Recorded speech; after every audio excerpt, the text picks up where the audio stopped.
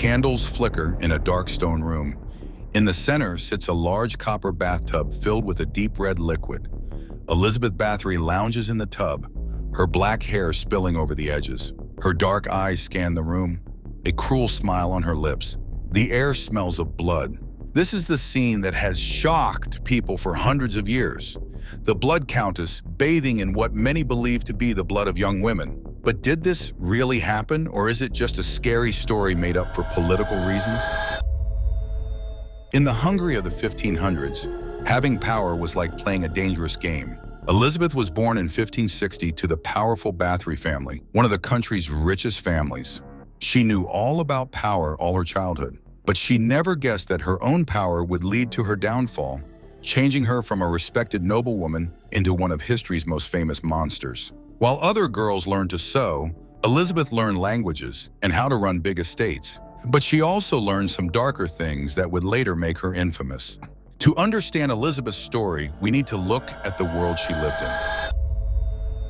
Hungary in those days was a very violent place. Just a few decades before Elizabeth was born, there was a big peasant rebellion. The leader of the rebellion, György Dózsa, was punished in a way that would make anyone shudder. He was put on a burning iron throne, made to wear a hot metal crown, and forced to watch his own brother being cut into pieces. The other rebels had to eat Dózsa's roasted flesh or be killed themselves. This cruel event showed everyone what happened to people who tried to fight against those in power.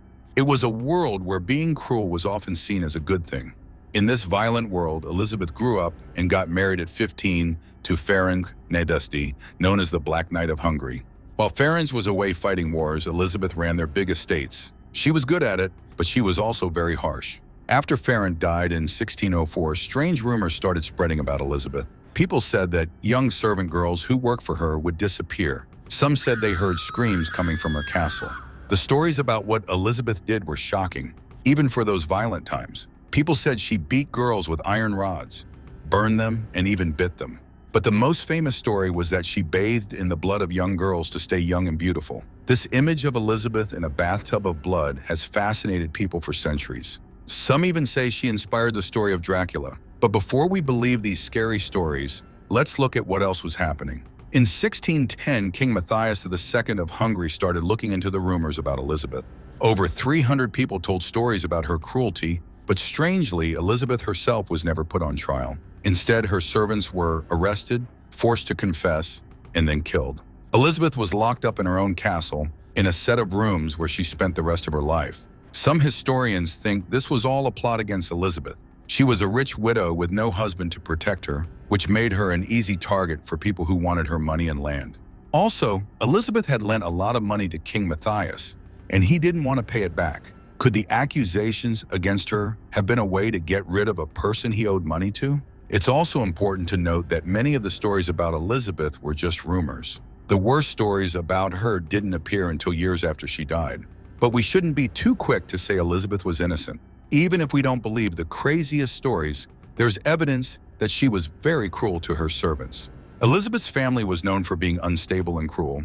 Her Aunt Clara was famous for torturing servants and even her own husband. Elizabeth's husband, Ferenc, supposedly gave her special boots with spikes to kick servants. Growing up like this, Elizabeth might have thought being cruel was normal. Also in those days, rich people like Elizabeth could do almost anything they wanted to poor people without getting in trouble. So it's possible that Elizabeth took this too far and did some very bad things. Whether Elizabeth was guilty or not, her story has become a legend.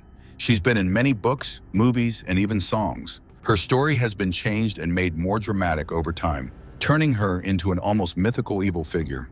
The image of the beautiful countess bathing in blood has stuck in people's minds. It shows how fascinated we are by scary stories, how we often fear powerful women, and how we believe that having too much power can make people do evil things. So, was Elizabeth Bathory a cruel killer or the victim of a political plot? The truth is probably somewhere in between. Elizabeth was likely guilty of being cruel and maybe even killing people, but the stories about hundreds of victims and bloodbaths are probably made up or exaggerated.